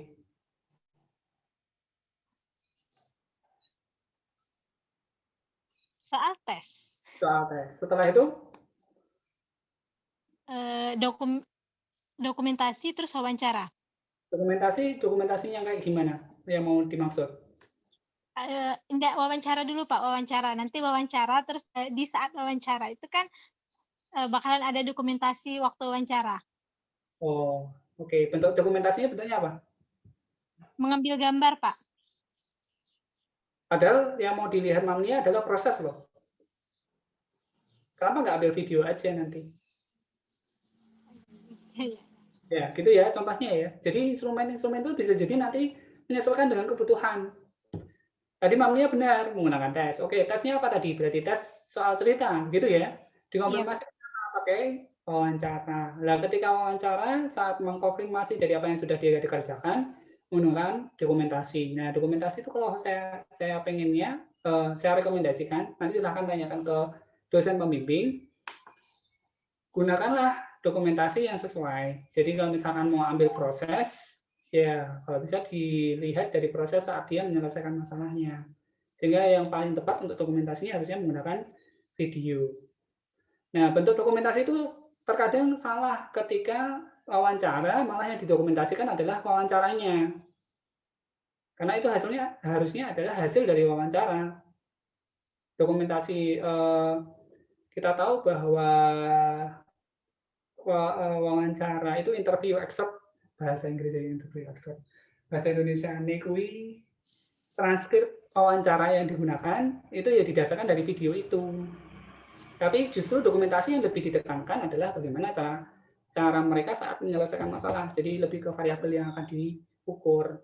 Jadi dokumentasinya di sana. Nah itu nanti kalau tiga-tiganya bisa digunakan, itu bisa nanti ambil konsistensinya dari triangulasi metode. Jadi dari hasil tes, dari hasil wawancara, dan dokumentasi itu sendiri. Paham ya saya maksud? Baik Pak, paham. Maaf Pak, ingin bertanya. Tadi kan kata Bapak, kita menggunakan video. Nah, ketika kita menggunakan video itu cara mencantumkannya itu bagaimana Pak? Apakah kita mengumpulkan videonya pada dosen pembimbing atau bagaimana Pak? Sesuaikan dengan ini aja, hasil yang hendak kamu ukur. Kalau mau menyelesaikan masalah, ya berarti nanti yang didokumentasikan dalam bentuk video adalah cara siswa mengerjakan ya, berarti yang pertama ya. Kemudian dokumentasinya itu nanti bisa dalam bentuk link atau mungkin bisa dinampilkan dalam bentuk soft file atau disk dan seterusnya, bebas, itu fleksibel. Yang penting data itu ada. Baik, Pak. Baik, baik. Yang lain mau konsultasi, mungkin bisa konsultasi dulu. Siapa tahu saya bisa jawab. Kalau nggak bisa, saya tak nanya ke dosen lain. Pak, saya ingin bertanya Pak mengenai Boleh. YouTube saya juga. Rekomendasi dari Bapaknya. Ya, boleh. Silakan. Judulnya apa dulu, Mbak Rahma? Kalau judul saya analisis kemampuan, bentar Pak. Oh ya, analisis kemampuan literasi statistik ditinjau dari teknologi, Pak. Oke. Nah, terus. Yang mau ditanyakan?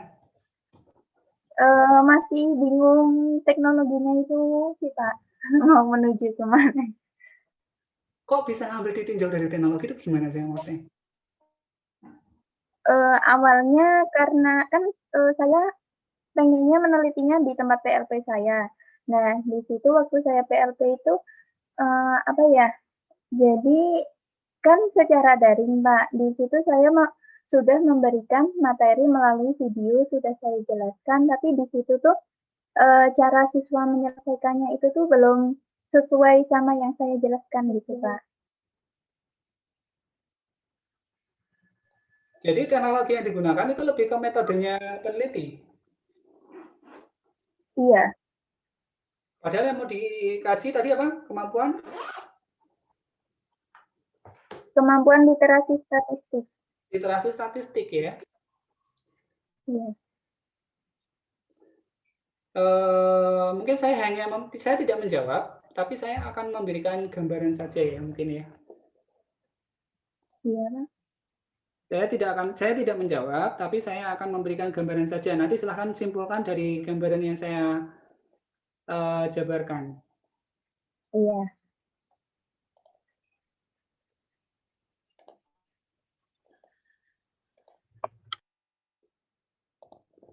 Sudah terlihat OneNote-nya? Sudah, Pak. Oke. Tadi kalau nggak salah judulnya adalah analisis kemampuan literasi ya. Ditinjau ya. Dari apa tadi? Ditinjau dari teknologi gitu ya. Nah, ini asing bagi saya. Karena saya tidak mau menjustifikasi dulu apa yang dimaksud teknologi di sini. Makanya saya nggak berani menyimpulkan sebelum membaca. Silahkan nanti didiskusikan dengan dosen pembimbing. Tapi yang ingin saya tekankan bahwa ketika kamu menambahkan variabel ditinjau di sini, maka variabel yang ada di belakang ditinjau ini, itu harusnya sifatnya adalah melekat ke individu. Dan itu kalau berubah itu tidak signifikan, atau mungkin tidak berubah sampai selama-lamanya, kalau bisa. Jadi melekat ke individu yang saya maksud seperti ini. Contoh, saya mau mengkaji analisis kemampuan berpikir literasi, kemampuan literasi statistik. Tapi saya tinjau berdasarkan gaya belajar. Artinya apa? Bahwa seharusnya kecenderungan seorang individu dalam mempelajari sesuatu itu menyesuaikan dari gaya belajarnya. Entah nanti pakai PAK, entah pakai gaya kognitif, entah nanti pakai TOP, entah nanti pakai gaya belajar yang lain. Jadi nanti bisa dilihat di situ. Atau mungkin nanti lihat berdasarkan variabel yang kita ketahui yang sampai saat ini seharusnya jelas terlihat, tapi belum tentu. Yaitu dia di gender. Ada laki-laki, ada perempuan. Gender beda sama jenis kelamin ya. Hati-hati. Tapi kan ini melekat ke individu itu sendiri. Saya ambil lagi contoh ditinjaunya bukan dari objek yang bergerak, bukan dari variabel yang bergerak. Jadi bisa jadi dilihat dari kemampuan matematikanya.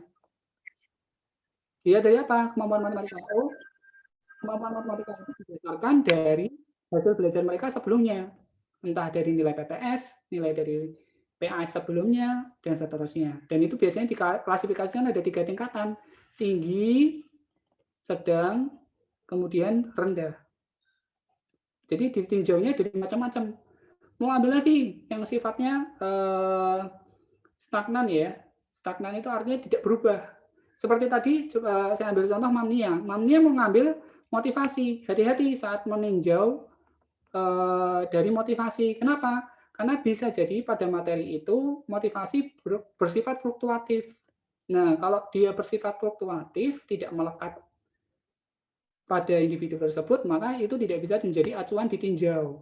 Karena motivasi berubah-ubah.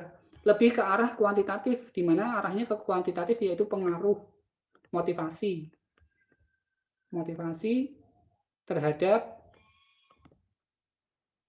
kemampuan pemecahan masalah. Kalau tadi mau diambil ke sana, maka hati-hati dengan pengambilan kata-kata ditinjau ini, karena variabel-variabel yang nanti akan diukur itu harusnya ketika ngambil ditinjau itu didasarkan pada sesuatu yang melekat pada individu tersebut. Contoh lain, saya sempat itu ke mata kuliah saya nanya kompetensi mahasiswa. Kompetensi mahasiswa yang tanya-tanyakan adalah IQ. Itu kan sifat tetap stagnan. Jadi saya pengen melihat kategori dari IQ mereka dan seterusnya. Dan itu sifatnya walaupun berubah, tapi tidak langsung pada saat itu juga, pada hari itu juga bersifat fluktuatif. Jadi sifatnya lebih melekat di sana. Oleh karena itu biasanya pembimbing ketika mahasiswa yang saya bimbing itu saya arahkan untuk ambil variabel-variabel yang sifatnya melekat dalam jangka waktu yang agak lama, begitu. Ambil contoh aja gender, kan nggak mungkin orang tiba-tiba besok jadi laki-laki, hari ini perempuan, besok laki-laki, kan nggak. Jadi hati-hati dengan pengambilan keputusan ditinjaunya. Nah, oleh karena itu nanti dari Rahma silakan kalau misalkan nanti bisa dikategorikan sendiri untuk teknologi itu ditinjau dari apanya, silakan gunakan variabel tersebut. Dan itu dikaji dalam bab 2. Teknologi maksud dan itu bersifat tetap dan itu nanti mempengaruhi dari kemampuan literasi. Fokusnya tetap di kemampuan literasi statistiknya. Jadi bukan ke ditinjaunya. Ditinjau hanya melihat beberapa gitu ya, Rama ya. Sudah bisa menentukan sendiri ya? Iya, Pak. Pak, kalau ditinjaunya itu dari penguasaan teknologi? Nah, kalau penguasaan teknologi, dipastikan saja bahwa penguasaan teknologi itu tidak bersifat fluktuatif. Ya, hari ini bisa, besok nggak bisa.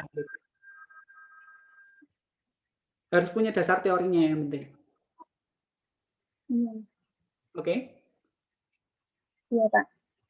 Oke. Yang lain?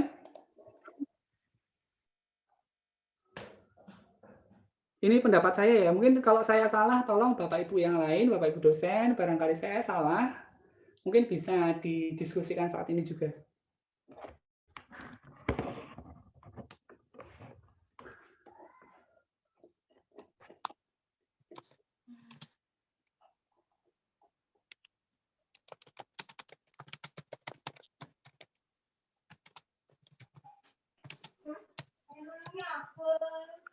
Ada?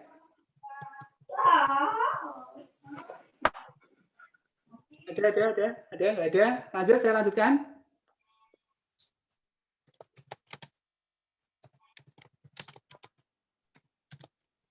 Saya lanjutkan. Bentar, saya mau nanya, Pak. Oke, silakan Nisrina. Nama saya Nisrina. Judul yang saya ambil itu analisis butir soal matematika penilaian akhir semester, Pak. Nah, saya sebenarnya udah sampai bab 3 dan udah dapat ACC dari pembimbing. Untuk metode yang digunakan itu sebenarnya deskriptif kuantitatif, tapi tadi saya masuk ke tempatnya Bu Suatun, ternyata analisis butir soal itu masuk ke kualitatif, Pak. Nah, ini saya bingung. Padahal udah dapat ACC sama pembimbing. Gitu. Oke. Oh, seharusnya nggak ada. Nah, itu sih, Pak. Nggak. Jadi kalau penelitian itu nggak ada kayak ini loh, nggak kayak rubrik penskorannya yang diskorkan, oh ini benar, ini salah. Dia tidak bersifat biner. Jadi nanti tergantung kajian yang kamu tulis di skripsimu itu nanti, di proposalmu itu. Asalkan kamu bisa define itu adalah kuantitatif, ya kuantitatif jadinya. Paham yang saya maksud ya? Jadi kalau memang selama ini sudah di-ACC oleh dosen pembimbing, tanpa ini ya, tanpa melihat siapa dosen pembimbingnya, seharusnya dari apa yang sudah kamu tulis, itu sudah bisa mencerminkan dari penelitianmu itu arahnya mau ke kuanti, mau ke kualitatif, mau ke pengembangan dan seterusnya. Itu bisa dilihat di sana. Jadi asal kamu bisa defend itu silakan. Makanya nanti kalau saya bilang, wah ini masuk ke kualitatif, nanti saya mohon izin akan tetap baca dulu apakah nanti dia arahnya ke kualitatif beneran apa enggak. Gitu nih Selina. Oke, Pak. Oke, Oke. Pak. Ya, sambil ditunggu aja nanti ya. Oke, ada lagi yang lain mau nanya dulu?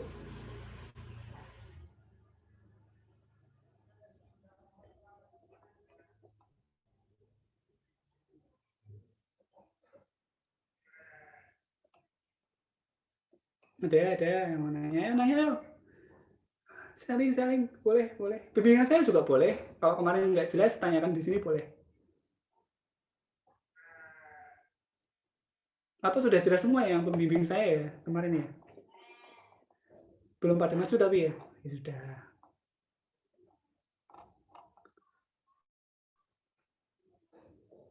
Oke, saya lanjutkan aja ya kalau gitu ya. Tadi sampai sini. Kita masuk ke selanjutnya yaitu di hasil penelitian. Pada bagian ini peneliti menyajikan hasil penelitian secara utuh, jadi sesuai dengan proses analisis yang dipilih. Dan kalau bisa ringkas, terutama menyajikan poin-poin penting dari data yang akan dibahas. Kemudian kalau bisa menggunakan data-data kualitatif seperti wawancara, kemudian berkas pekerjaan siswa ataupun video, sesuai dengan kebutuhan penelitian itu sendiri. Nah, pada pembahasan kaitannya dengan hasil tadi, maka data yang dipaparkan di hasil penelitian itu nanti akan dibahas secara mendalam sesuai dengan topik penelitian yang dikaji berdasarkan theoretical framework. Penulisan di pembahasan ini erat kaitannya dengan rumusan masalah yang dibuat. Nah, di bagian ini biasanya peneliti akan mengaitkan antara hasil yang terjadi di lapangan atau fakta empiris dengan kajian literatur yang ada di bab 2. Biasanya dilakukan untuk menguatkan hasil analisis sebelum masuk ke bagian kesimpulan. Nah, kemarin sempat ke arah ke kesimpulan. Jadi kalau ke arah ke kesimpulan, maka kesimpulan itu harusnya menjawab pertanyaan penelitian. Biasanya kalau penelitian kualitatif kan pertanyaan penelitian atau rumusan masalah boleh sesuai dengan buku panduan aja. Kesimpulan itu harus sesuai dengan rumusan masalah yang diajukan oleh peneliti, dan biasanya jangan sampai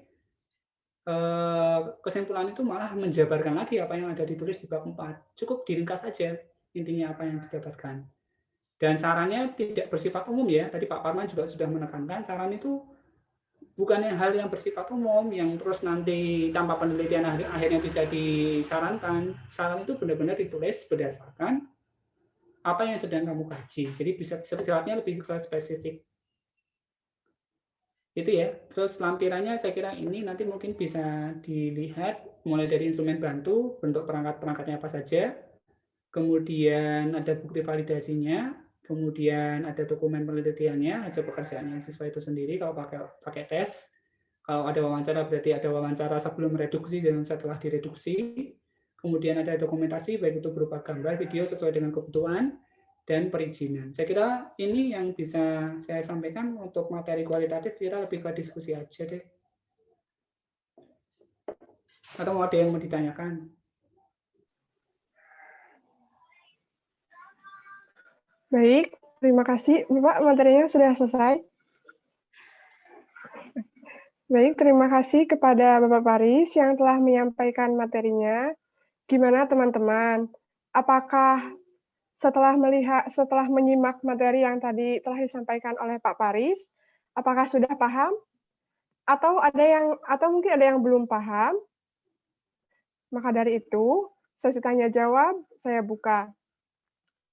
Bagi teman-teman yang ingin bertanya, silakan dengan mengetik pertanyaan pada room chat Zoom dengan format nama _ pertanyaan.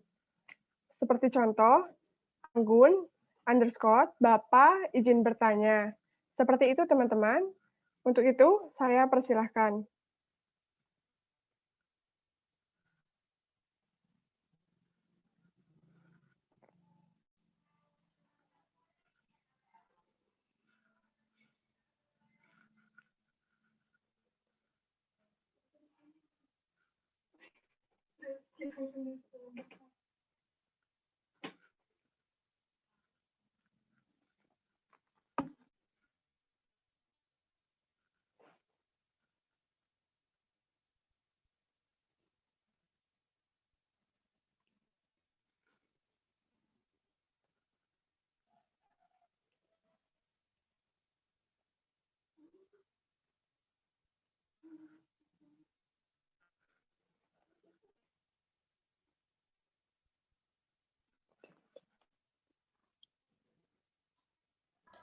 Ada yang mau ditanyakan? Silakan, boleh bertanya.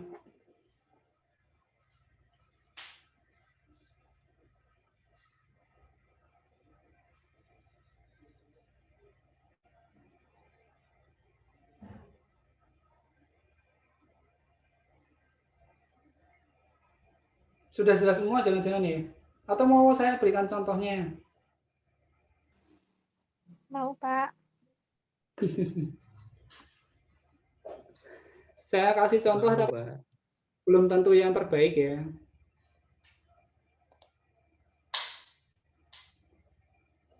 Oke, kita lihat punya siapa ini ya.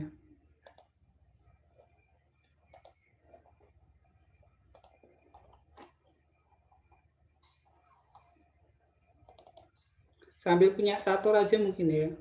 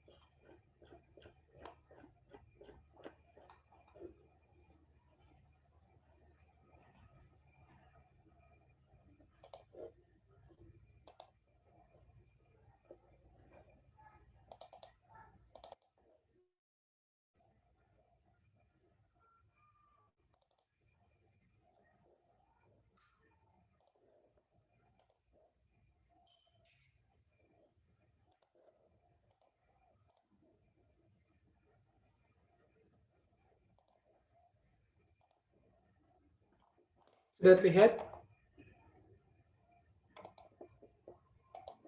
Sudah, Pak. Oke. Ini contoh skripsi kelas kalian. Ambil judulnya profil kemampuan berpikir kritis ya dalam menyelesaikan masalah fungsi. Jadi berpikir kritis saat menyelesaikan masalah fungsi, ditinjaunya dari gaya kognitif. Oke, kita lihat di sini yang jelas yang awal tetap sama.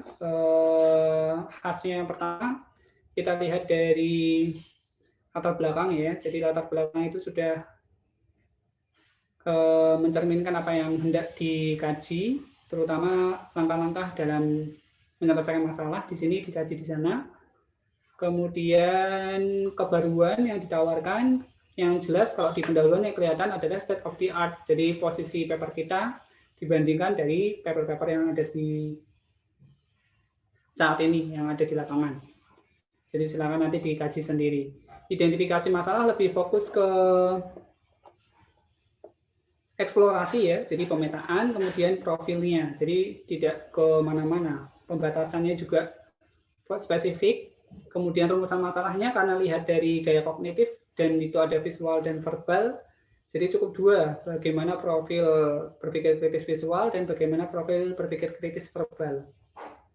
Tujuannya menyesuaikan dari tujuan penelitian, menyesuaikan dari rumusan penelitian, kemudian untuk kajian pustakanya, ada macam-macam ya, sudah banyak berpikir kritis juga menyelesaikan soal cerita. Ini bahkan tidak hanya dari gaya kognitif saja, tapi juga ada kemampuan matematika. Kemudian ada juga kognitif juga sama, tapi dia masalahnya geometri. Perbedaannya biasanya mungkin ke arah materi atau mungkin lebih spesifik pada teori tertentu, pada indikator tertentu juga boleh. Jadi Karena sudah banyak, maka lebih baik lebih spesifik itu lebih baru biasanya. Terus ada juga penelitian-penelitian yang lain, jadi nanti bisa dikaji di sana. Kajian teori sesuai langsung sama apa yang ada di topiknya, yaitu berpikir kritis. Ada banyak macam-macam, ada punya Phil Saime, ada punya Nyanis, ada punya Santoso, yang diambil punya siapa. Yang penting dibawa sendiri, nanti bisa dirumuskan sesuai dengan apa yang mau diambil. Kayak kognitif juga macam-macam, bisa dicari sendiri, nanti dirumuskan sendiri, indikatornya seperti apa. Materinya karena fungsi berarti cantumkan semua, karena teori yang masuk ke fungsi, berarti semua yang berkaitan dengan fungsi ditampilkan di sana. Terus kalau sudah kerangka berpikir yang penting ya, mau dibuat dalam bentuk deskripsi seperti ini atau mau dalam bentuk bagian juga boleh, yang penting mencerminkan dari kerangka berpikir yang akan dikaji. Di situ kelihatan langkah-langkahnya nanti. Metodenya dari jenis penelitian, pemilihan subjeknya purposif, kemudian tekniknya ada teknik pengumpulan data menggunakan angket, biasanya mengkaji berdasarkan variabel yang ditinjau tadi, ada tes tertulis, kemudian ada wawancara, mau pakai WhatsApp dengan kondisi seperti ini juga bisa ditanyakan ke gurunya. Instrumennya ada dua, ada instrumen utama, ada instrumen bantu. Di sini ada angketnya, kemudian ada tesnya berdasarkan kriteria atau indikator yang akan dikaji. Kemudian validitasnya, mau keabsahan datanya itu pakai apa, triangulasinya nanti yang mau dikaji itu seperti apa. Kemudian analisisnya nanti mau pakai analisis yang seperti apa, mulai dari angketnya, kemudian berpikir kritisnya pakai reduksi dan seterusnya. Itu tadi punya Mills and Haberman. Setelah itu hasil dan pembahasan. Mungkin itu kalau proposal nggak usah banyak-banyak, nanti enggak muat.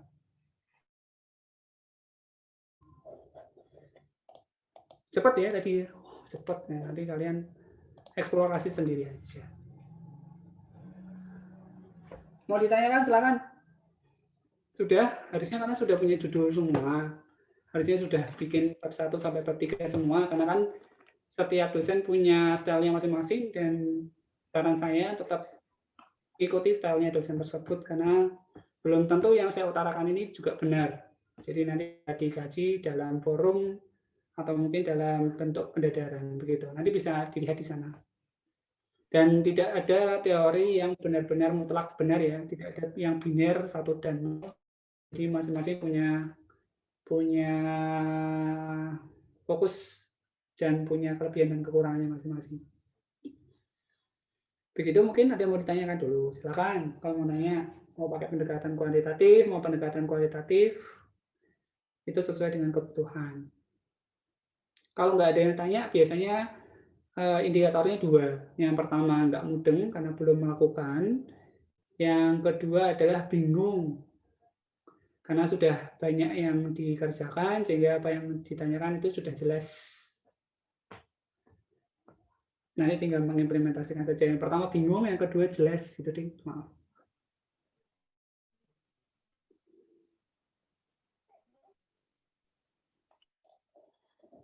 Gitu, ada yang mau ditanyakan lagi? Silakan. Pak Aan. Gimana teman-teman? Gimana, Pak? Menambahkan, Pak Aan?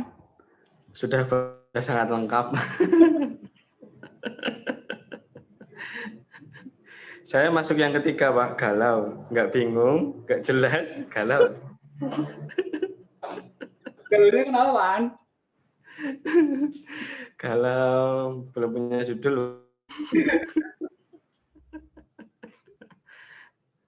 Pak Aan malah lebih ke arah desain riset ya. Desain riset juga sebenarnya kualitatif ya, Pak? Iya, Pak. Nah, desain riset juga bisa. Jadi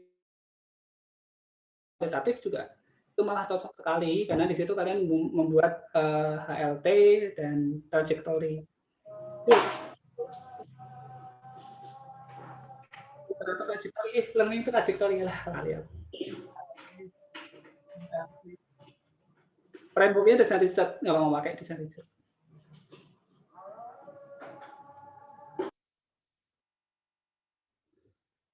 Mau ditanyakan lagi, silakan. Ada lagi.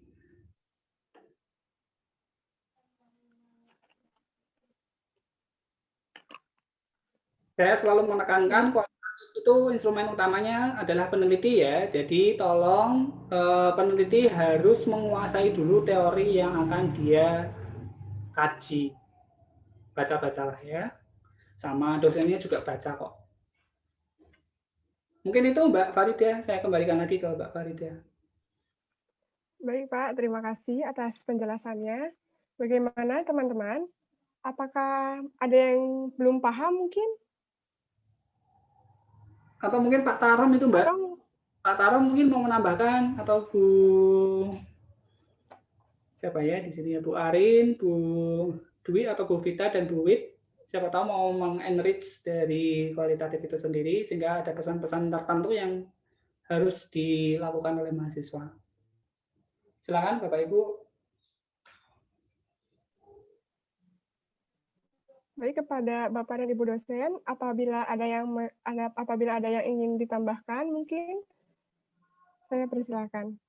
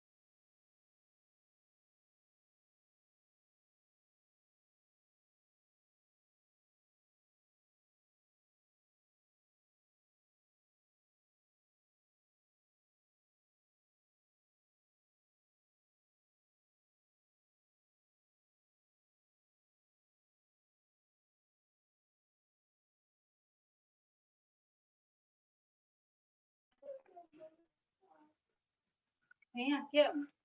Kalau nempel behalin. Bagaimana teman-teman? Apakah yang ingin ditanyakan lagi?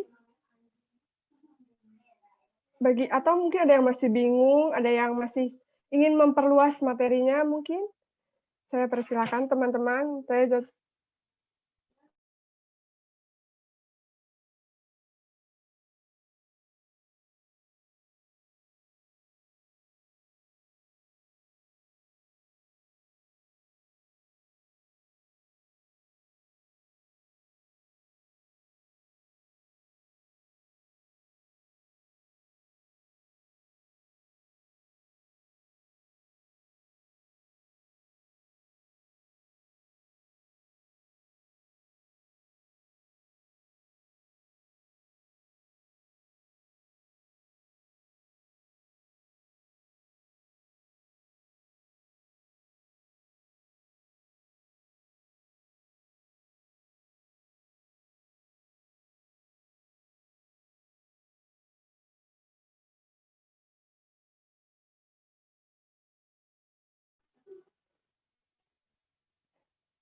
Baik, teman-teman. Terima kasih kepada Bapak Paris yang telah menyampaikan materinya. Dan sesi tanya jawab sudah selesai. Dan semua pertanyaan sudah dijawab oleh pemateri. Semoga kegiatan ini bermanfaat untuk kita semua dan kita diberikan kesehatan serta keselamatan. Semoga juga wabah COVID-19 yang melanda negeri ini segera dihapuskan oleh Allah Subhanahu wa taala. Amin ya rabbal alamin. Saya selaku moderator memohon maaf jika dalam pelaksanaan pelatihan tadi terdapat salah perkataan yang disengaja maupun tidak disengaja. Mari kita akhiri pelatihan pada hari ini dengan membaca hamdalah bersama-sama. Alhamdulillahirabbil alamin.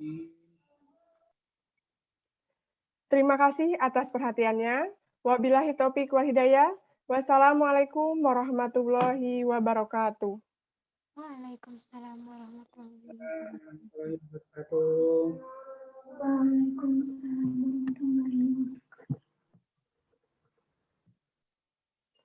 Terima kasih kepada Bapak Faris yang telah menyempatkan waktunya untuk kegiatan kali ini.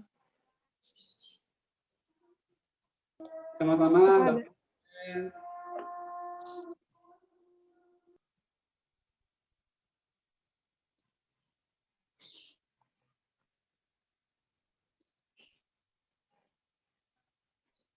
kepada teman-teman, bagi yang ingin live bisa langsung live saja. Terima kasih juga kepada teman-teman yang telah hadir pada kesempatan kali ini.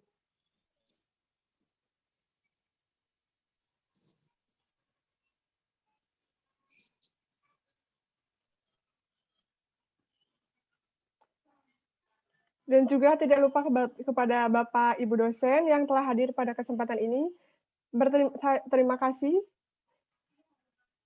yang telah menyempatkan waktunya.